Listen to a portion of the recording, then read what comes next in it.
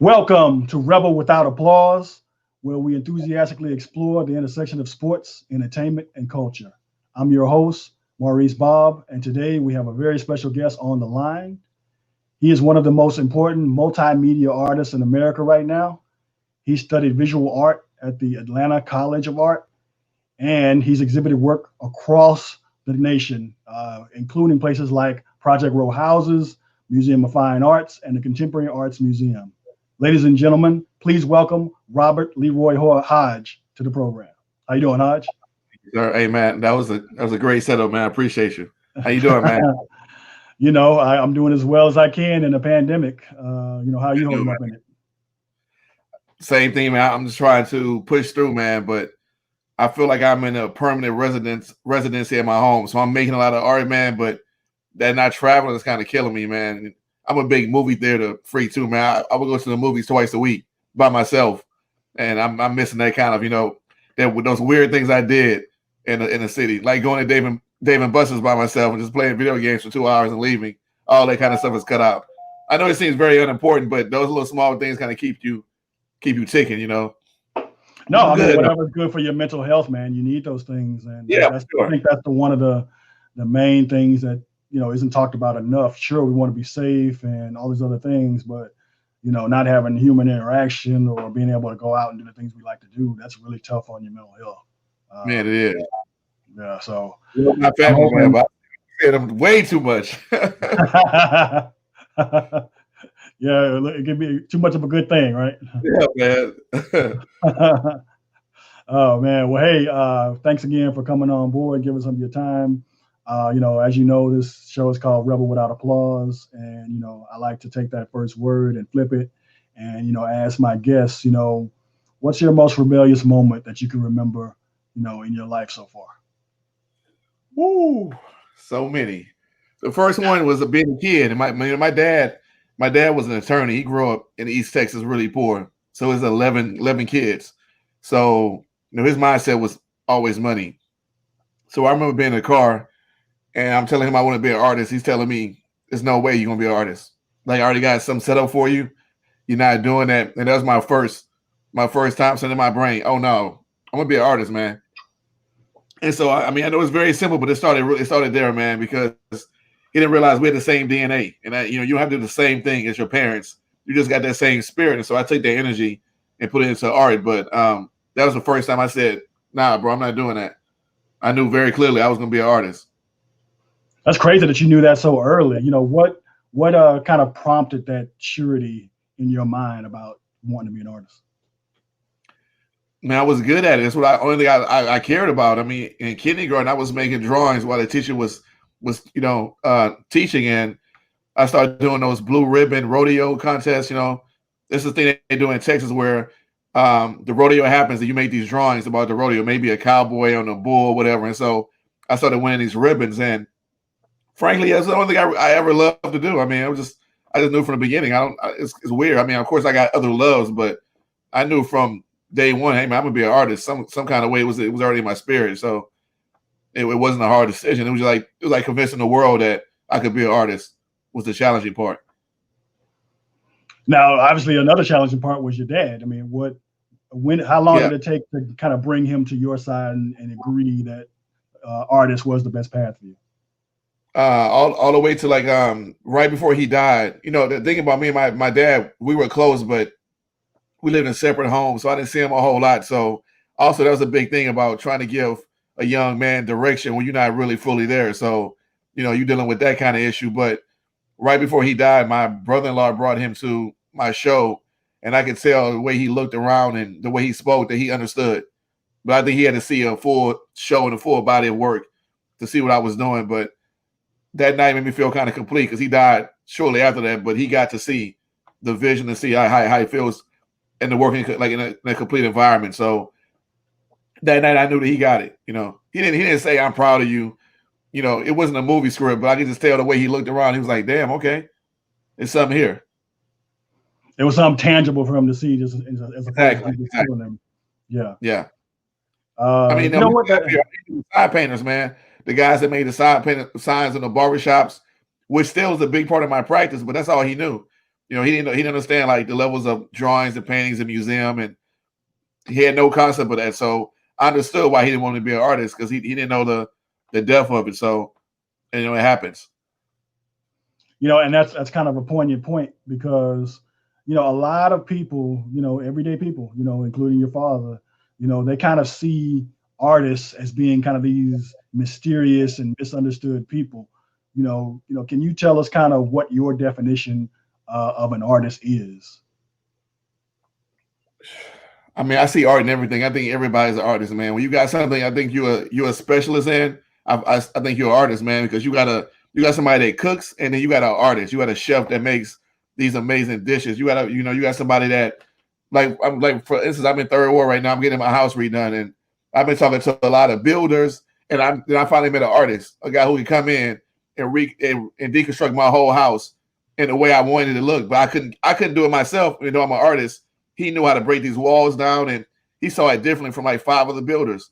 So I mean, I knew that guy was an artist. So I just think when you get to that other level of what you're doing, then I think you're an artist. I mean, even with your writing, man, like you writing columns, but the way you write about people makes it feel like art. It doesn't feel like a dry editorial. It feels like, wow, man, I got really deep into that person and that story. And so when you can do that, you're an artist. Okay, so for you, I guess getting to the point where in whatever you do, when you get to a point where you can create outside of just the norm, or outside of other people's expectations, and you can kind of create this sort of path for yourself, to you, that's when you become an artist. Yeah, well, we can dive deeper. We all go to the movies, but some movies they win Oscars. Some actors win Oscars. Some movies win these awards. Like, why is that? Because that movie touched a certain thing that another movie can do, and that's the way you get to the art of it. Cinematography, the way it's shot, the colors. I mean, all those things. A lot of the writers don't look in terms of that. They might just be shooting a movie. And I don't care if it's a horror movie. Some things are art. I mean, it's the way it's shot. The last Jordan Peele movie. I mean, that was art the way it was shot. So I just think, if you could dive deep and make the audience feel something they don't normally feel, it just feels different to them, and it becomes a little bit more precious. Even designing tennis shoes, man. Some things are collectible for us, man. You got hats back there on your wall. Like, why are those hats there as opposed to other ones? I mean, sometimes it's not about being your favorite team. You just like the way the hat designed. So the poster on your wall, that was selected for a reason, and that felt special to you for some reason. I know it's Rakim, but I mean, still, all those things. So it's a connection. You have a Absolutely. connection to a thing, or a feeling, or an object, or creation, or whatever. It evokes feeling. Yeah. So that's what's art. That's art. Yeah. Okay. Think about cars. Think about classic cars. Why are those cars special from all the cars they made that year? It was the way they were designed, the care, and the material shows, and the leather. All that kind of stuff makes it an art piece now. Like it's certain BMWs or certain Porsches you want to collect, opposed to other years. And some cars don't have any models that consider a classic. I mean, but that's a classic for that certain reason. That certain year they did something outstanding that was like exceptional, so it becomes art. Gotcha. Okay, I like the way you put that. So let's go back kind of to your upbringing. You grew up in Third Ward, and you're still there. And I'm back, man. For my childhood home, man. I feel really? About it.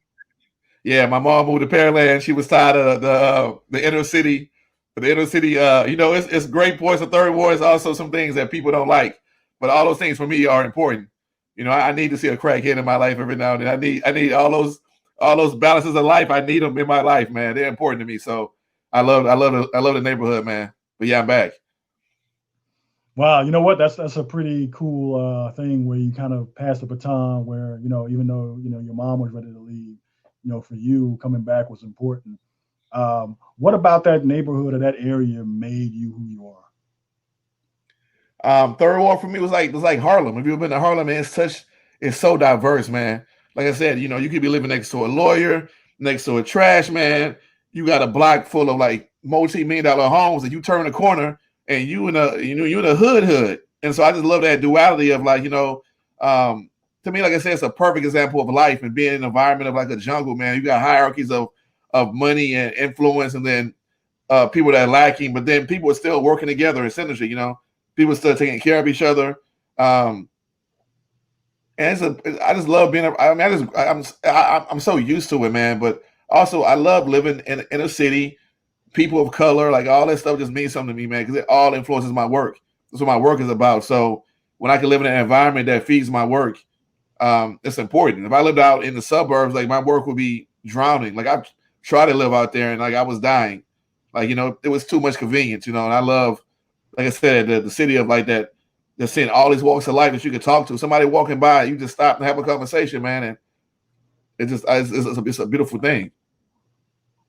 So for you, you know, you kind of see yourself as like a tree, and the right soil was important for you. Absolutely, to branch out like you need to. Okay. Yeah. So third ward is your soil. It's my soil. Yeah. Yeah. Gotcha. Now, I don't know where I would end up, but it was important. I couldn't see another family in this house. I couldn't drive by one day and see a family come out this house knowing that it should have been in my family. So I don't know why I eventually be, but it was important to own his home and make it feel the way I wanted to feel, at least for my daughter, whoever takes over next, that I can pass it on. So I was just thinking in terms of that, like if I want to grow my empire in real estate and buy multiple places, I had to start here. I mean, because I know I can always come back to third ward, so that was always important. Because, you know, I always felt like I was getting priced out, man. Like these prices around here are ridiculous, man. And so it was a blessing my mom did want to leave and sell a house, because I don't know if I could afford it. You know, wow. They're $340,000 homes here. Yeah, that gentrification is really something when you look at how it's affected the Black community. Driving people out because of prices. You know, it's a real problem. You know, in our diaspora right now. You know, I'm hoping we can find some kind of way to preserve, you know, all of our neighborhoods like you're doing. You know, you're keeping it in the family, making sure that you pass it on, and things like that. That's going to be very important moving forward. Yeah, well, people got to feel the same way. Like the elders who are in the homes now who want to sell, it has to be important to them to give it to a young couple of color that wants to stay in the neighborhood, that wants to keep the house. It's not going to flip it. And so it's like, you know, both sides have to work that way. So if the homeowners think I don't care, I just want the maximum money and I'm gonna leave, and not thinking about the legacy of the neighborhood, that's the problem right there. You know, if I ever was to sell it some kind of way it happened, that's important to me, that it's a family that's going to live in a house, they're going to stay in the neighborhood, they care about the neighborhood. Like all those things have to be on my list. And unfortunately, they're not. People want to sell, they don't care who buys, they sell and they go. And that's a big part of how it happens, you know. Yeah, you know, I think when money trumps everything else that you do and kind of your values, that's the problem we run into. Throw money at it, and next thing you know, now you've lost a lot because of money. But you don't learn that lesson until you do it. That's a lesson that has to be learned. Yeah, exactly. We're learning it the hard way too. Yeah. So when you look back at, you know, kind of your formative years, and you know, did you have people that kind of saw your work or, you know, guided you and say, wow, you know, you look like you really like this art thing. You should do this. And why don't you do this and try this? And let's go over here and do this. And did you get those kind of mentors along the way? Absolutely. First major one was, so I was zoned to Cullen, but I got into Lanier Middle School. My mom kind of wanted me to get me the environment. So at Lanier, I met this woman named Miss Dickey. She was my art teacher. She was the first one that saw my potential and helped me make a portfolio to go to the high school for performing visual arts. So that was important. Without her, I wouldn't even know it existed. And then she helped me get my portfolio together. And so that first major mentor got me to PVA. And then once I got there, I just had so many that got me prepared for life. But she was the major one outside of, you know, my mom supporting the arts. And, you know, people in your family know that you can draw, but if you don't know how to shift somebody through the environment and get them where they need to get to, you know, you kind of really can't help. You can only support from the sideline. But this person was able to get in the game with me and show me how to maybe have a life being an artist. So forever, I got love for Miss Dickey. I don't know where she is, but shout out. So did you understand what a portfolio was? I mean, like what's a portfolio, especially at that age? Like, what are you putting together? Well, yeah, a portfolio is simple as it's a body of work that kind of gives people a sample of everything you can do. So in a portfolio, you want to make sure it's balanced. So you would have like a life drawing, you would have something from your imagination, Okay. You probably have some drawn from a photo, and so that gives people an idea that like where your talent lies. So hey, man, this artist can do everything, and so some areas you might be weak in. You know, like I wasn't the best life drawer because I didn't sit outside and like draw from life. But after I got into high school, I started doing that every day for 3 hours a day. So you know, eventually it changed, and so yeah, that's all the portfolio is, man. Give a little sample of what you can do.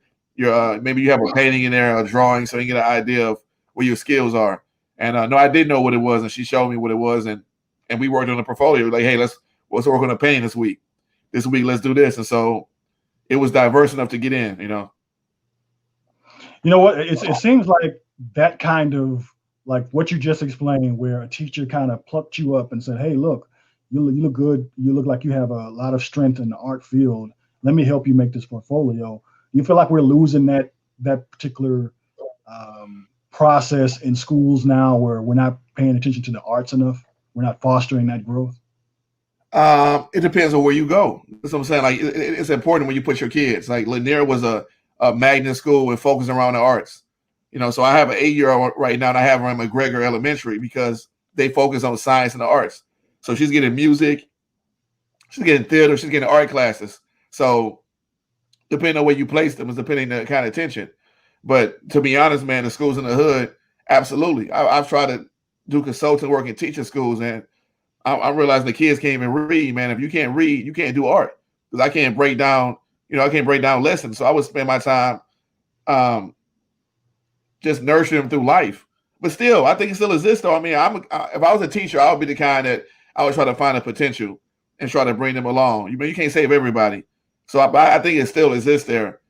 It's just so many factors that if the kid's gonna be successful, man, because you're dealing with, you do this work at school, and then kids can go home and the parents can undo all that work you did every day. And so like you started from zero and the environment they're in. So I mean, just lucky for me, I had an environment where I could take what I was learning at school and then go home and work on it. Nobody would bother me. I'll say, like, what the hell you doing? Put that up. That's, you can't make a life from that. I didn't have that kind of discouragement. I wasn't exactly like pushed, but nobody told me to stop, Yeah, and that can be important when you have the space to create and thrive and flourish and chase Absolutely. what you're trying to chase. Yeah. That's key. Yes, that's very key. So you mentioned that you went to a high school for performing arts. How is that different from a normal, high school? Have you seen Fame? I have seen Fame. Okay, well, it's very close to that, man. When I first walked into that school, I was in culture shock. I mean, it's a very small school. It's big now. They moved downtown, but you walk in, it's this black and white checkered floor, and you see ballerina dancers practicing their acts in the corner. You see a guy going over his monologue for theater. People drawing on the floor. It was like I was just my mind was blown.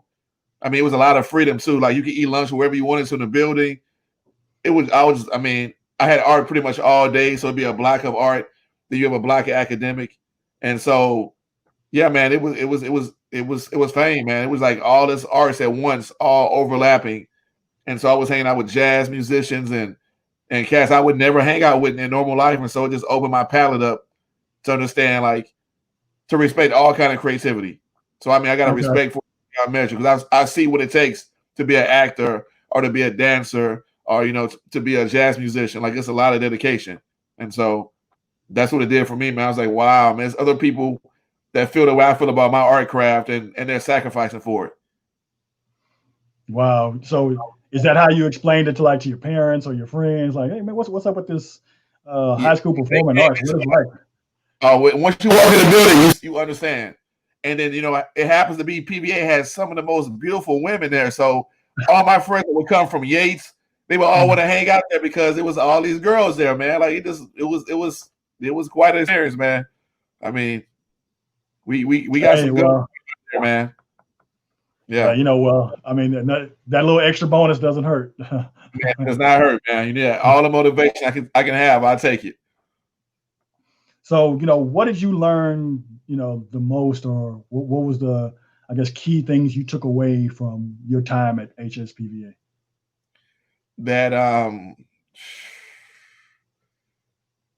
I didn't know that time would end. I thought that was going to be life. And you realize that once you leave that environment, you go back to zero. You go, even though you might go to art school, you still go back to an environment that's not as supportive. It was almost like a fake reality. It was so much love and so much support. You just assume that was life. And then when you get back out into college, you realize that nobody gives a damn.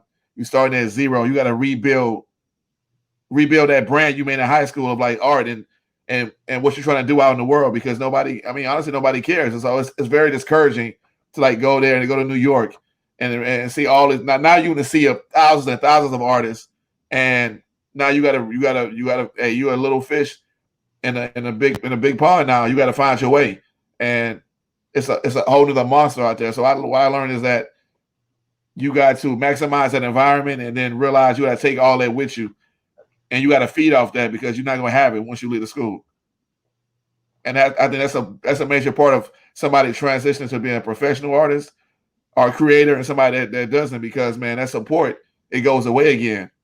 And so you got to find ways to support yourself and still do your art and figure out how to make a new career, and that's really challenging. But Wow. overall, more than that is we got a family, man. It's like a fraternity. Anybody that says PBA to me, I don't care when you graduated, you can stay at my house. I'm taking a call, whatever you need, because I understand. So that's another thing we got, man. We got this camaraderie that's like amazing, man. I'm hanging out with cats from 2002, 1975. I mean, I got all kind of friends from PBA. So, wow, and that's great to have a community like that you can always kind of lean. It's almost like a fraternity, yeah.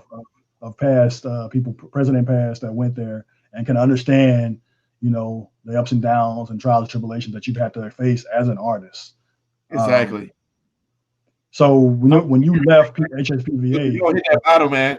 You need somebody to talk to, somebody to get you out of that. So I got my OGs, and I'm an OG to some people. They call me OG, and I'm giving them game and just ways to stay on the path, because I mean it's easy to get derailed, especially right now in the pandemic, and just going. You said mental health, trying to create. It's a lot, man. I mean, we all going through a lot, but definitely we are. So where was your next stop after HSPVA? After PBA, I went to New York. I went to Pratt. So I got a full scholarship, but my mom did not register my dorm. At that time, my mom had a lot going on. I don't know how she forgot, but she did. So I'm in New York with a full scholarship with nowhere to stay. So I'm basically stuck. So luckily, I know this musician named Robert Glasper, and he let me stay with him in Manhattan. So I was taking a train to Manhattan and Brooklyn every day until I ran out of money. And back then, it's not the world we live in today. It's not the super technology, cash out money. Like, dude, you had a Western Union money. So it was like, when you out of money, it's a problem.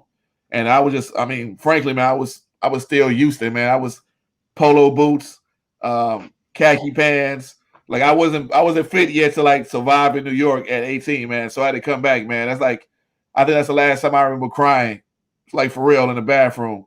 I don't think I ever cried like that in my life, having to come back to Houston. But I regrouped myself, stayed for like a year, then I went to Atlanta and made it happen out there. That was a much better experience. I mean, but I love New York. It's just without a dorm, bro. I ate bagels the whole semester, and to this day, I can't eat a bagel. Can't get it out my face, bro. I mean, I ate it seriously 3 or 4 bagels a day. That was my survival food. Wow. So let's back up a little bit. You said you stayed with Robert Glasper. Now we know Robert Glasper. What was that like? What's that? Yeah, he's a jazz pianist, man. I think now he's on his 4th Grammy.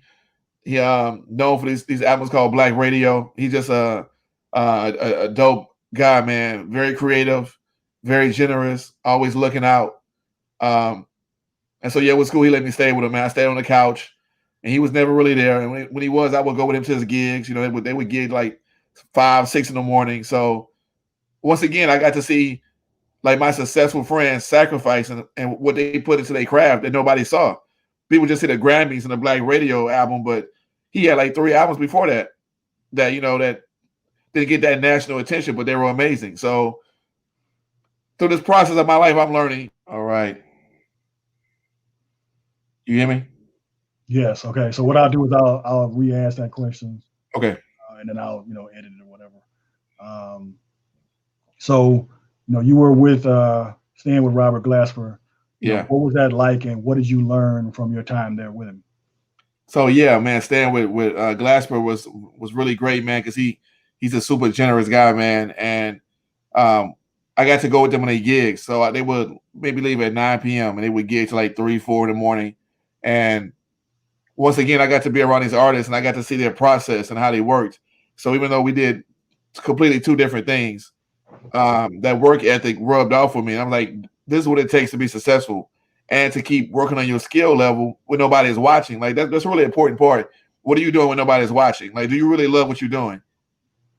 Because you can get jaded by getting a little success and start doing things for the public. But really the thing about being an artist is like you love what you do. It's about like something you want to say. And it might connect to the audience and sometimes it doesn't.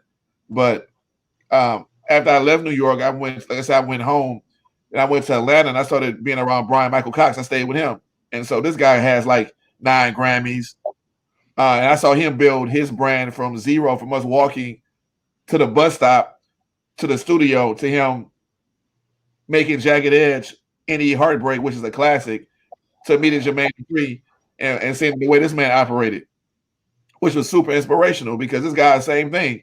He would go all day, man. He'll be making a beat, he'll pause and go to the clubs, not to really party, but that's part of like your influence as a celebrity. He would go in and holler at people and hobnob and have a few drinks, maybe go to the strip club, stay for like an hour, and then he would go back to work.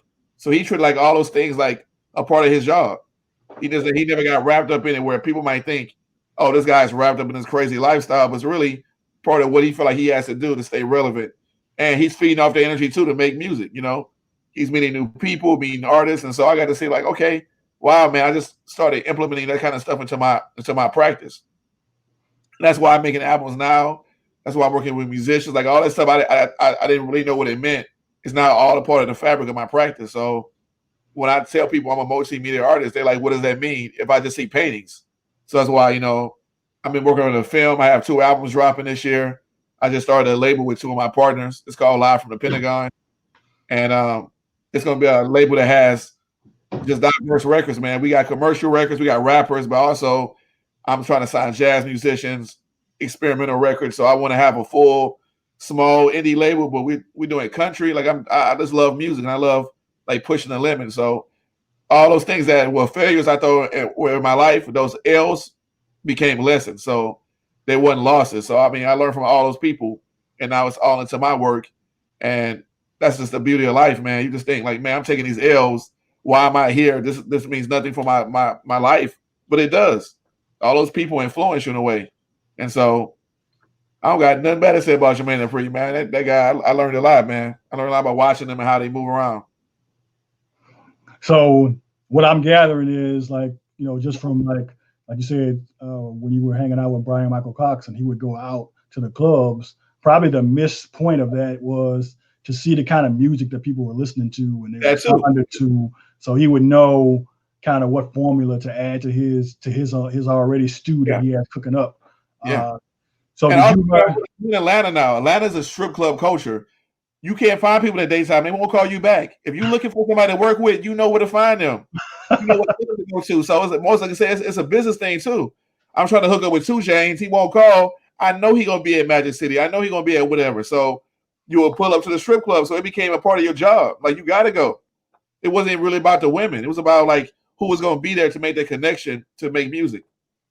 And so all those things are factors that people don't see outside of the industry. They just look at a lifestyle like, wow, they out here living a life I want to live. But that's work, man. It's tiring to go to a club every night, man. It's not really fun. That first 2 weeks you there, like it's great. That's how you like, yo, we got to go where, but it's a part of the job. So like the strip club in Atlanta is kind of like that WeWork office space where everybody kind of collaborates and creates an office. Now that's a little bit more fun, but it's still, it's still a same principle. Yeah. More TNA and more wings, right? Yeah. There's a lot of business being done. A lot of people making agreements to do songs and connecting in a way they couldn't do in the daytime. Oh wow, okay.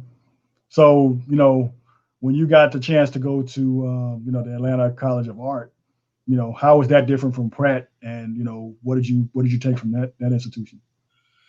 I took that. I didn't want to be in school anymore. That's what I'll be honest with it. It was not Pratt. It wasn't really supportive. Um, I had this teacher, man, who was real. We just butted heads, man. We didn't get along, man, and he was so strict on education. He made it like that was the only way. That was the only pathway to success.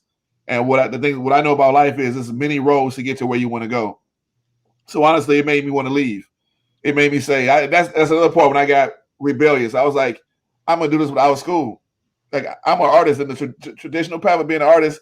You didn't need school. This is something that came about because we live in a capitalistic society and they want to capitalize on everything. So for you to be an artist now, you need to have a master's degree. Like, nothing against that. I'm going to school now, but at that point, I wasn't trying to hear because I thought I want to prove to him, this teacher, and to myself that I can make a career out of my own grind. I had friends that owed $100,000, $200,000, and they were artists. And I'm like, man, that's crazy. Like, what's the plan to pay that back? Nobody gave you a plan in art school. You just accumulate all this debt, and they just throw you out in the world and say, figure it out again. So that's another story. Once you leave high school, you got to rebuild. And once you leave college, you got to rebuild. And that college rebuild is the hardest because now you're really in the real world and nobody gives a damn. And you got to forge your own path. But now you owe $165,000 though. Yeah, that's nothing to sneeze at. I didn't want that for my life. So now I'm at a point now when I go to school now, I can go where I want. I get a ride because I build my life. I build my career. I knew that I had to prove to myself that I really wanted this and I can do it. And I think school can't give you that. Like those degrees can't save you. You got to do the work, man. This is a man versus man kind of situation. So those degrees might leverage you to be a teacher, but what if you don't want that? So it's like, you have to. It's a lot of work, man, to be a creative. That's why I respect all creatives that are out here doing what we're doing, man. Like I'm proud of you with this podcast, man. I know, like I see your transition, and like you have to morph into like something you're doing, like keep growing it and changing and evolving, and that's scary and it's hard because like you might use the man in writing, like everybody knows you, but now you in this podcast world, so now you starting at a different place. And you got to build it, and a lot of people are scared to restart and build that name again. But I'm not scared to start somewhere. I don't know how to make films. Like I'm terrible at it right now, probably. In my mind, I could be decent, but I know that it's gonna take some time for me to build that where somebody can say, man, he's a filmmaker. But a lot of people don't want to go through that time period of like being like, hey man, you whack. Like, Yeah,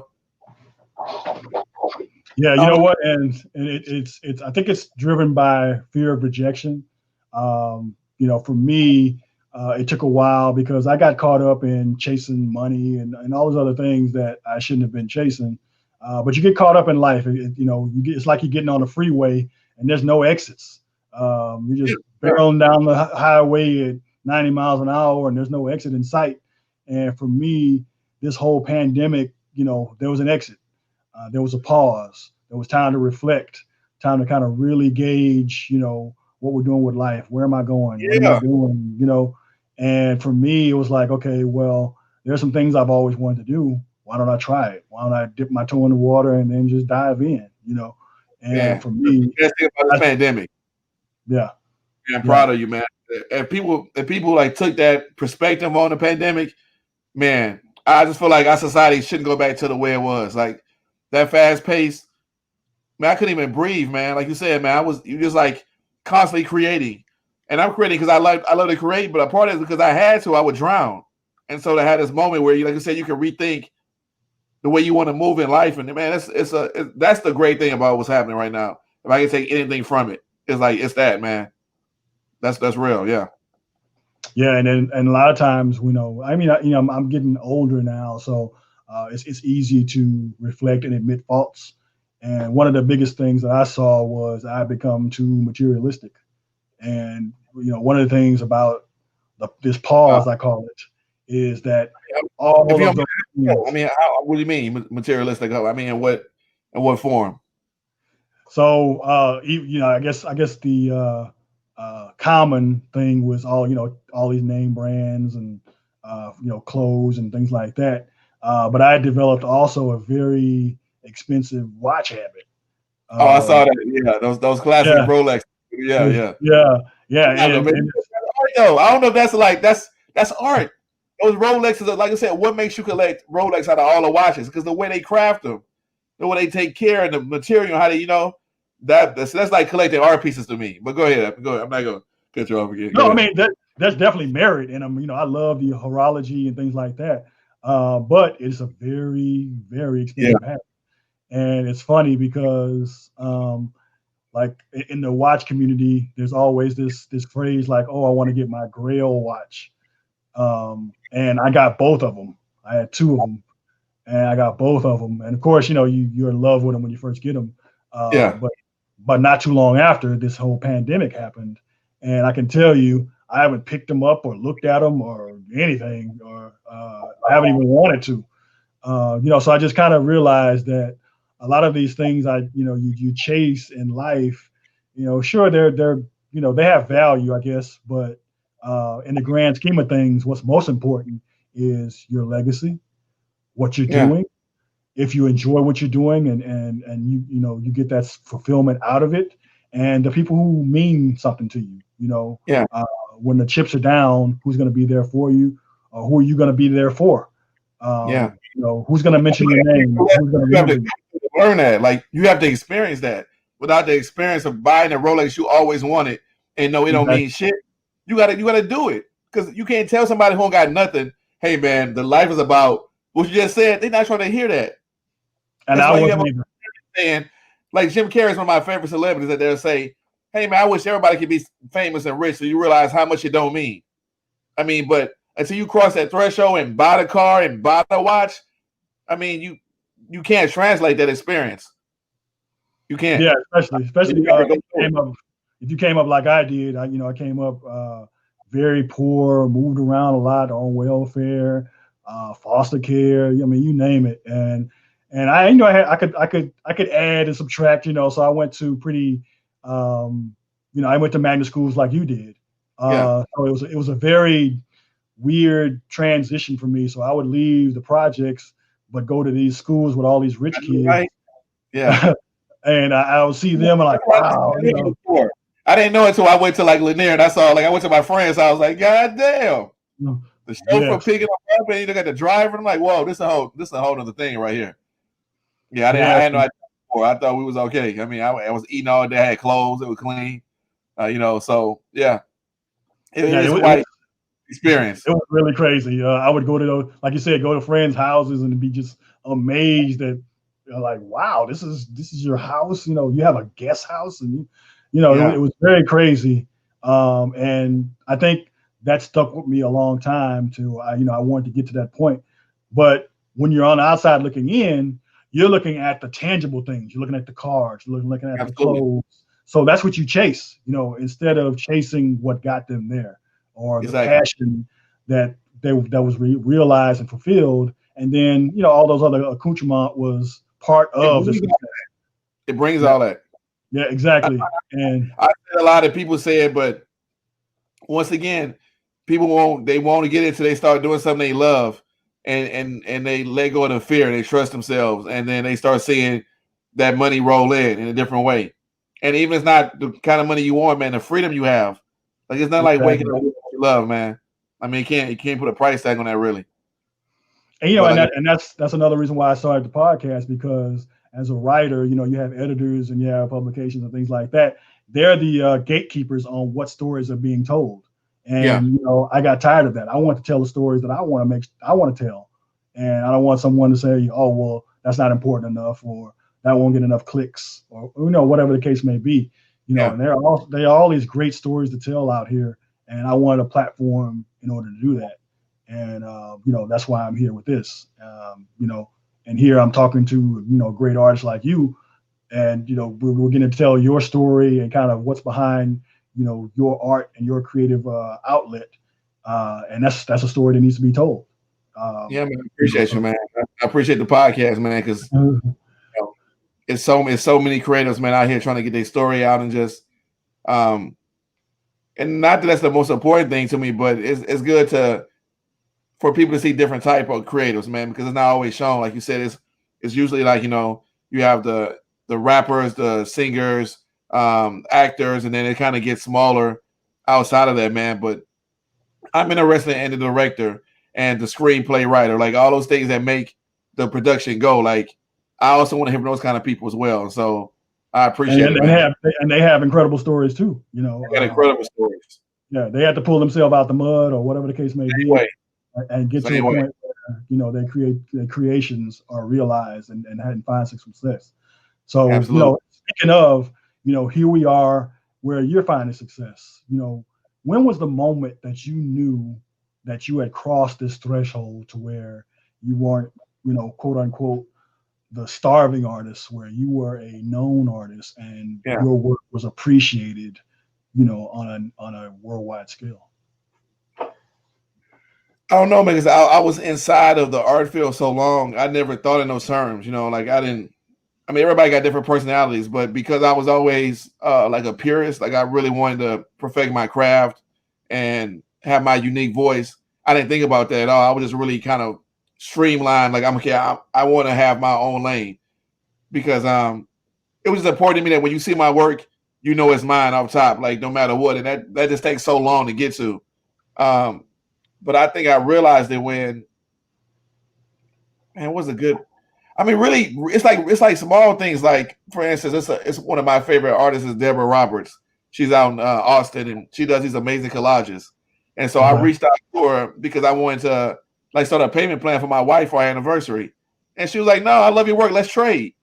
And so it's things like that. I'm looking at Deborah up here, and she looking at me like a peer, like let's trade. And those things remind me, hey man, I'm not doing so bad. Like she wasn't even talking about money. So it's always small things for me. Like when I had my first museum show, I thought I was gonna be over the moon. I was like, yeah, my first solo museum show.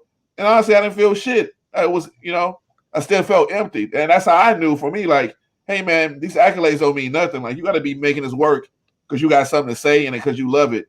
Because you can have the museums, you can have you're working all the best collections and you can still be empty.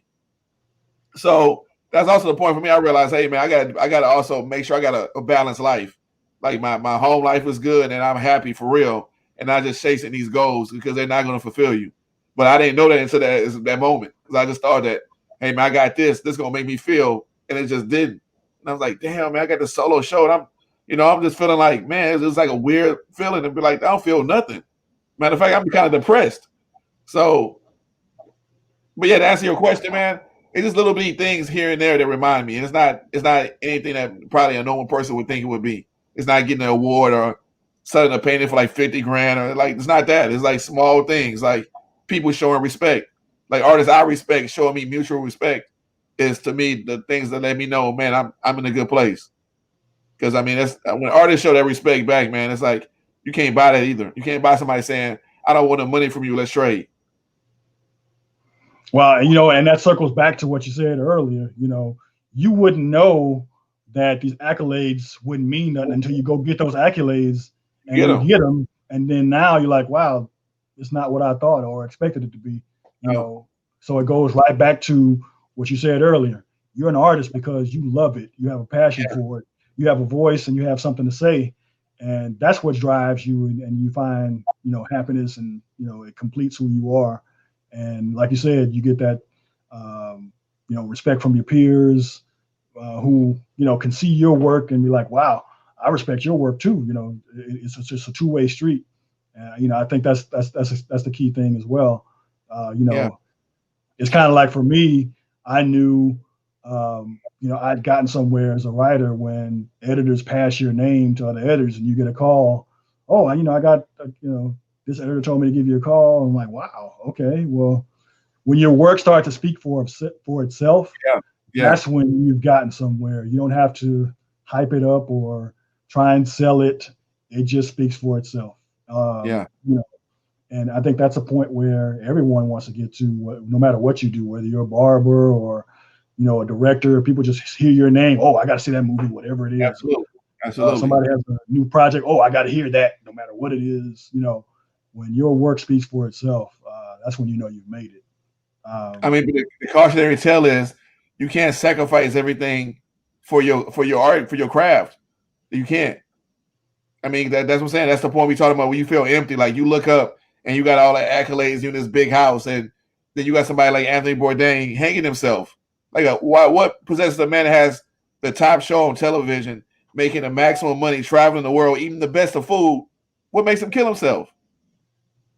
Empty. It's because he gave too much. Like, you didn't have a real life. Like, you got to make sure that you have a real life with, like you said, interaction with people that you love, to care about. You got to have that shit, man. And people don't. They have all this other shit, but they don't have nobody that loves them. Like, it's all yes, man. Probably the main issue with Kanye. I'm not in his circle, but it seems like Kanye missing those people that tell him, man, sit your ass down. It's not a good move. Everybody's like on payroll, so they're gonna say, yeah, they're gonna support the idea. So, like, it's important. I just want to say that, man. Like, it's important. Like, that's what I'm saying. That's why I learned, hey, man, I gotta have a real life. I gotta really engage with my family, be there with my kid, enjoy my wife, man. Just like slow down a little bit too, like, because I still push hard, but I gotta refill that tank, because if you don't, you're gonna find destructive ways to fill that tank, Exactly. And I think, you touched on the Kanye situation. I think the person in his life that did that was his mother.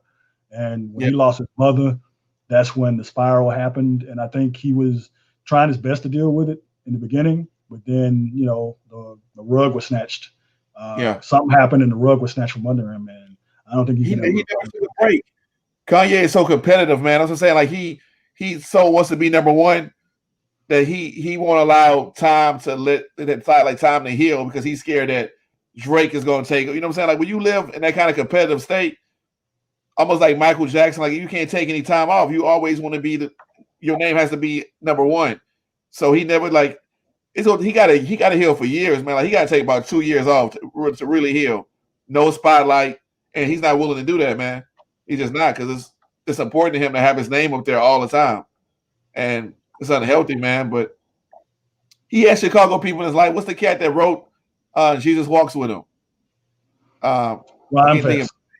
Ron Fest is like a perfect example of like a real friend who knows him from day one. But you don't want people around you like that anymore, man, because they know the real you.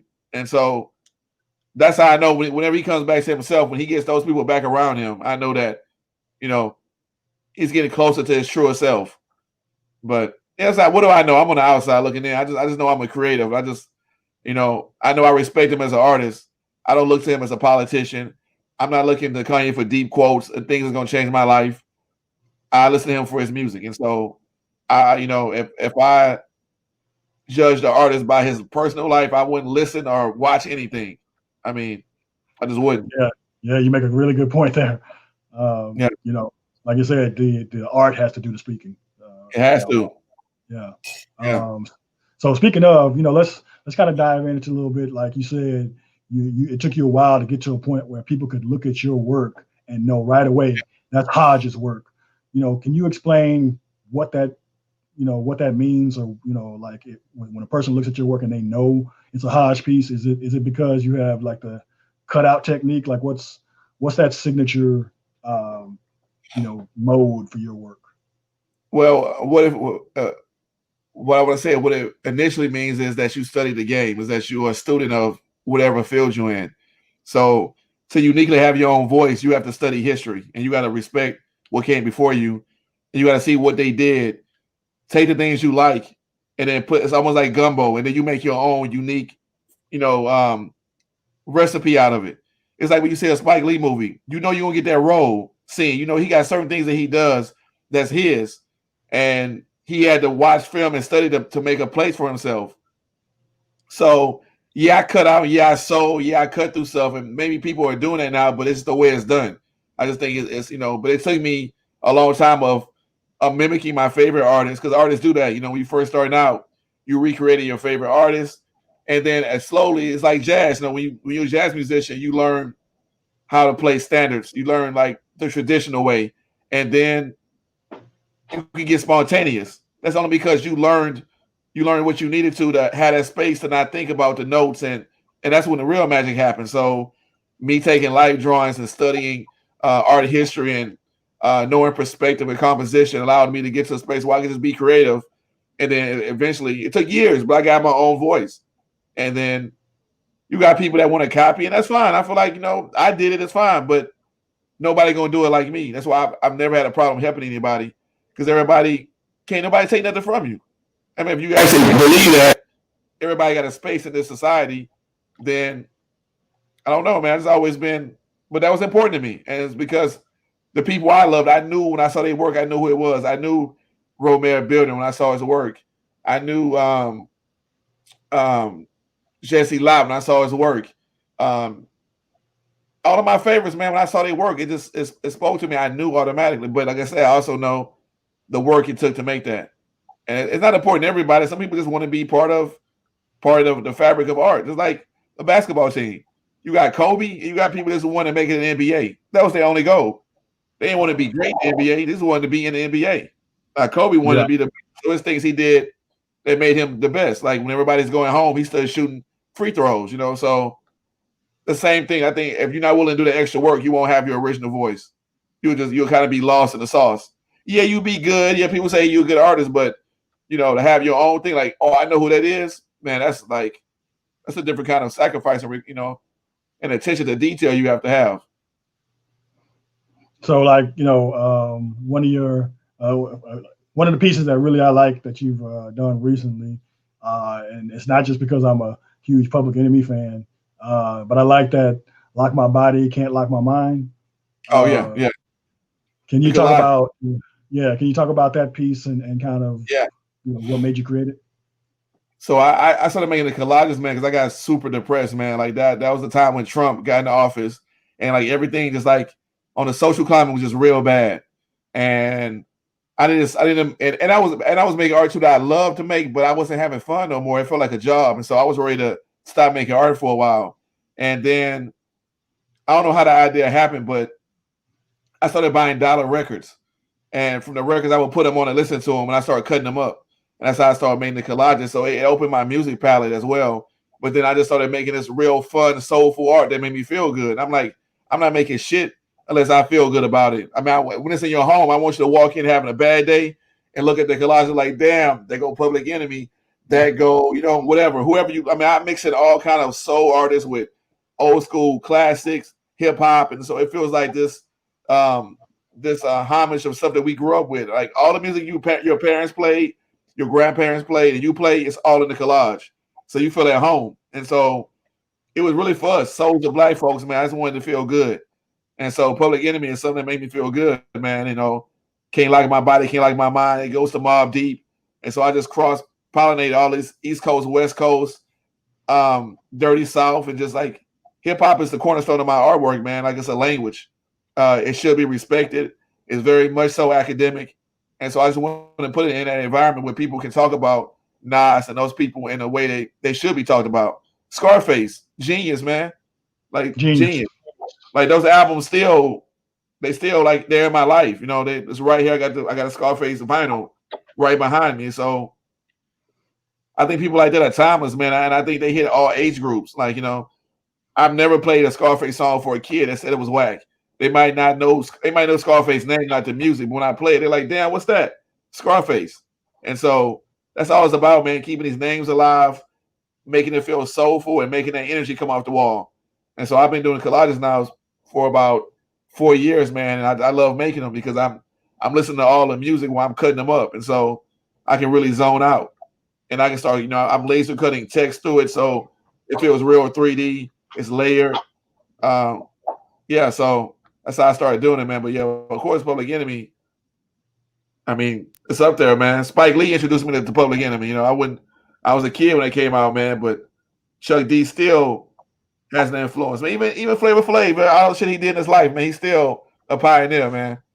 I still respect very much so. Public Enemy wouldn't be Public Enemy without Flavor Flav. And that's what made him work, man.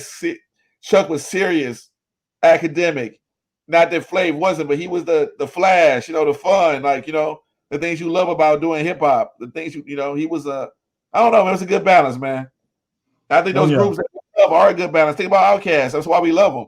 We got Dre, and we got Big Boy. Big Boy is he's that workhorse, still lyrical, but Andre just got something that's so people love so much, they revere him as top 5. But Big Boy is top 5 too. It's different. I think it's a little bit more. Big Boy's a little bit more strange. It's a little street, and Andre's like sophisticated, so wearing the overalls and the violin, but that balance is what makes us love him, because now you get both parts of the world, of the world, both parts of hip hop. Tribe Called Quest, all the things we love, they all had a group member that's like, they kind of made it balanced, offset the group. I can't think of anybody that's not balanced like that. I think everybody has a member. Yeah, EPMD, all those great groups. They had that balance. One side this, the other side, but they came together like peanut butter and jelly. And it was about. That's what it's about. Really good marriage. I like this other. Who's your favorite duo all time? Duo, 2-man. 2-man. Ooh, that's a tough one. I've always liked collective groups, because Publican is my number 1, Wu-Tang is my number 2. You know what? If I could make it a duo, but it's not really, is Raekwon the Chef and Ghostface Killer. Yeah, you can. They made Purple Tape. That tape is still. It is one of the best albums ever made. I love those two together. And then I guess EPMD would qualify. Tribe Called Quest. I don't know if they qualify because it's 3 members, but it's technically 2 rappers. It's kind of hard to pluck out. And then if you would ask me this a long time ago, I might have said DOS Effects. It's just. Nice and smooth, man. Nice and smooth, man. I love them guys, man. Wow, you know what? Nice and Smooth is a great group, because I didn't know all the behind the scenes things that they did. They wrote. They didn't write just rap songs. They wrote R&B songs. What's his name? Smooth. He was really close with Bobby Brown. So he helped him write a lot of his hits. And it's crazy how hip hop really influenced not just music as a whole, but R&B music. Things behind the scenes that you wouldn't even kind of realize or know about. And a lot of those things I just kind of found out, a few months ago. Just a lot of kind of hidden information, and I wish we knew and could appreciate a little bit more. But I mean, Nice and Smooth, they were dope, man. I remember the summer when DeWitt came out. You heard that coming out of every car. You go to the beach, everybody got their top down, bumping that. It was crazy, man. Those were the days. Like you said, those were the days when music made you feel something. You felt something, you connected. Even now, years later, I can still remember, what I was doing then, and kind of the fun I had, and all the memories I made connected with that music. And I see what you mean about the piece.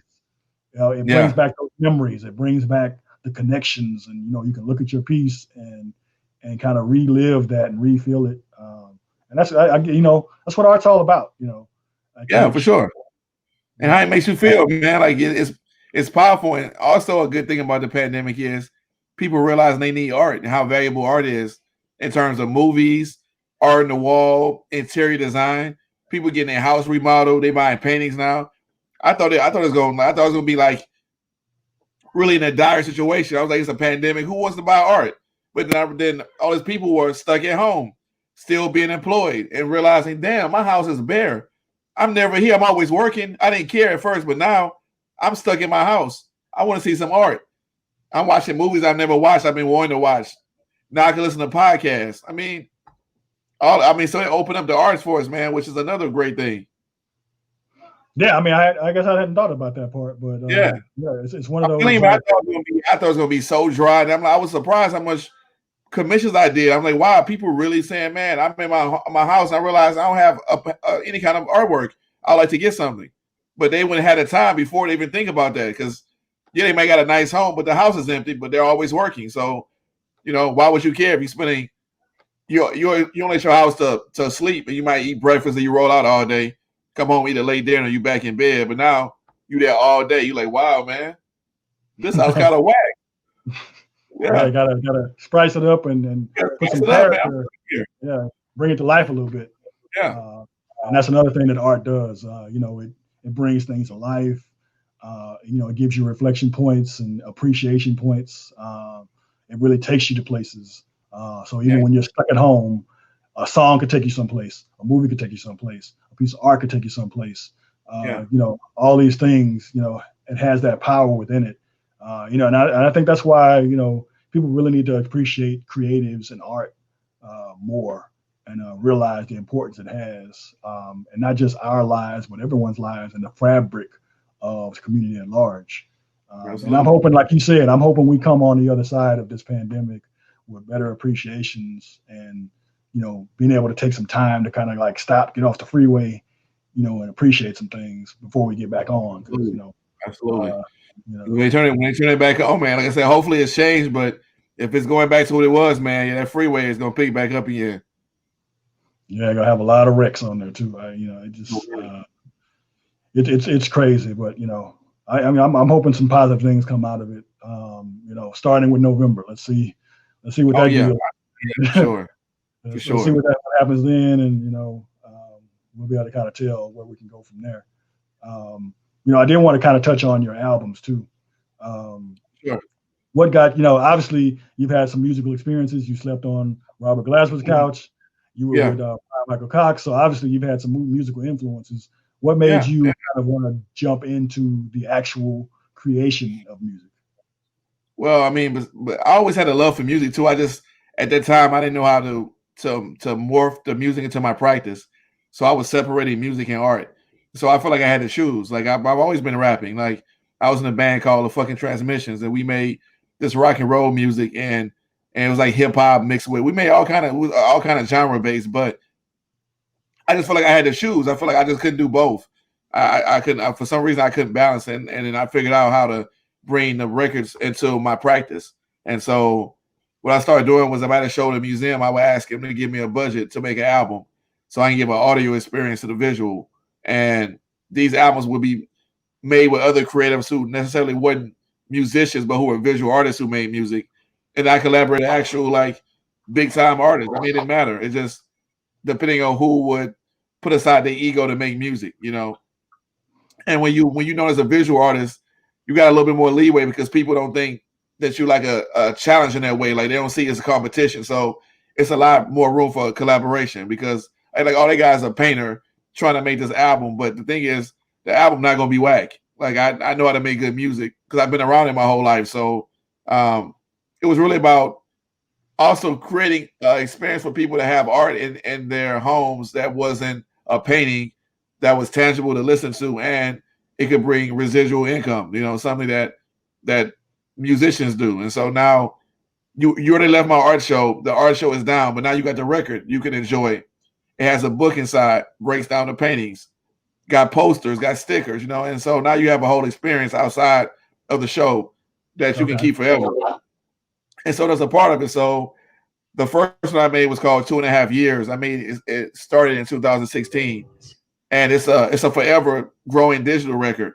And I actually got inspired by Kanye with that one because when he made The Life of Pablo, he kept adding like new songs to the album, and then he would take out songs and replace them with new artists he put on the songs. I'm like, man, that's really interesting. That's like art. And so I have like over 165 songs now from that album. And so this year we're going to add 5 more songs. So we have an album from 2016 that's still in existence in 2021 with new songs every year.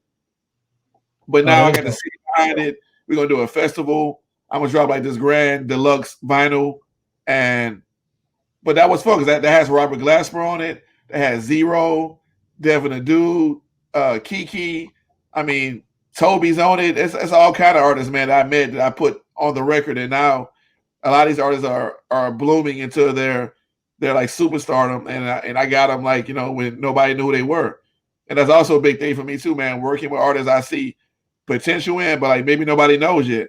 But I know they're going to be stars because, I mean, when you hear somebody, you're like, man, it's only a matter of time. And so a lot of people like that on my records.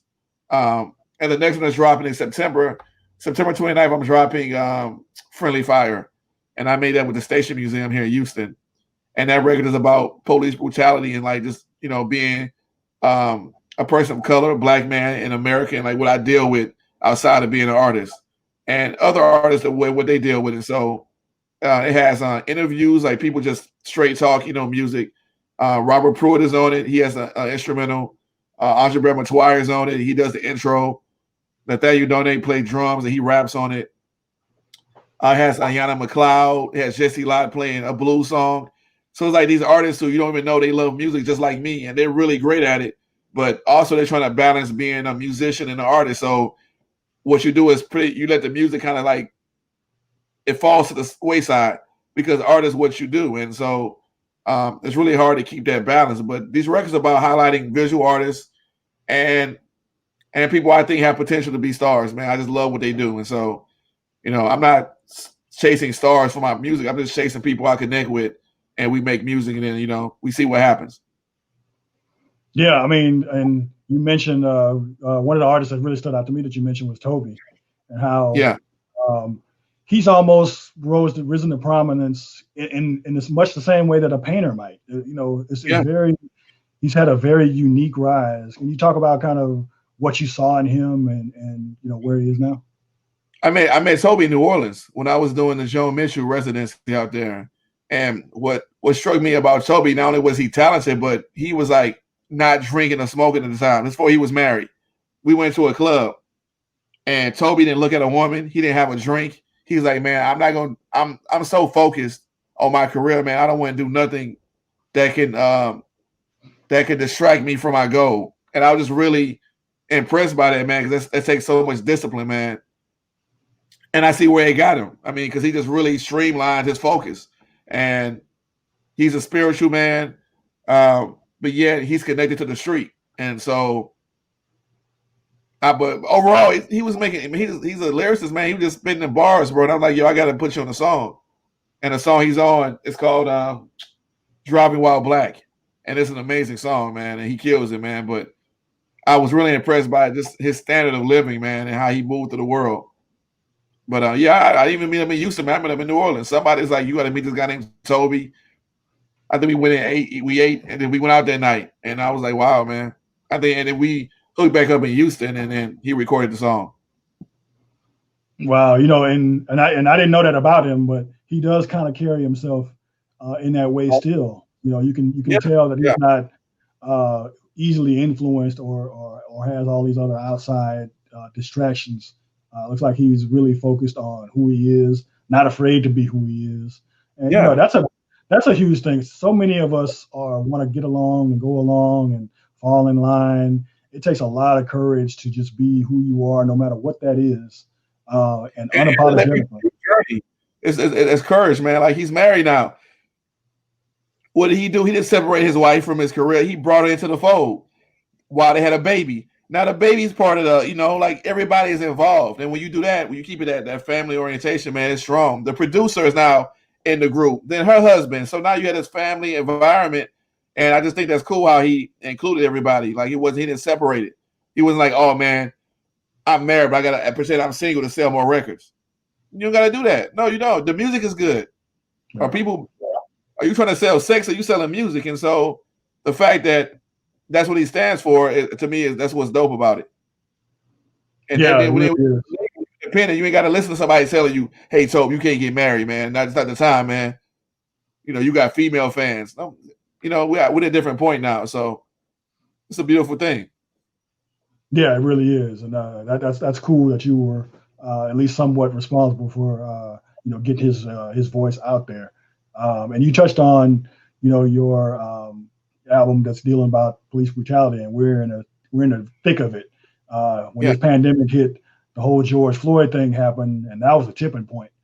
Even with the fear of catching COVID-19, people took to the streets in mass numbers and really tried to speak out against that. Can you talk about kind of the duality of that and what the role of an artist is to depict and kind of record these kind of big moments in life and how to kind of express it and get it across? Yeah, I get like paraphrase Nina Simone. It's like basically your job is to reflect the times and what's going on. If you're not doing that, then what are you really doing? So that album wasn't made this year. I made the Friendly Fire album in 2017. It just took 2 years to shoot videos and get the vinyl ready and all these things I do by myself. But the story is still relevant. And that's really the sad part about it is that shit gonna never be out of style. And so we can really change systematic racism, you know, it's gonna keep happening. Like, it's important to be in the streets. Never, I mean, I'm in the streets, so I want people to be in the streets, but we got to get inside the system, and we're doing that now. We got Miss Harris that might be the vice president. We need more judges. We need more prosecutors, more litigators. That's how we change. So and that's happening right now. I think Harris County has the most black women that are judges in the country. That's going to change things, and so I expect to see within 5 years a change within the system because people of color are in power. That's what it took, though. Before then, like, you know, we had Shirley Chisholm. Like, it was always women capable of being vice president. That's not new. It's just somehow it's the time. But yeah, man, so the story is old. I mean, I'm telling my daughter the same things my dad and mother told me that they told them. And that's a goddamn shame, man.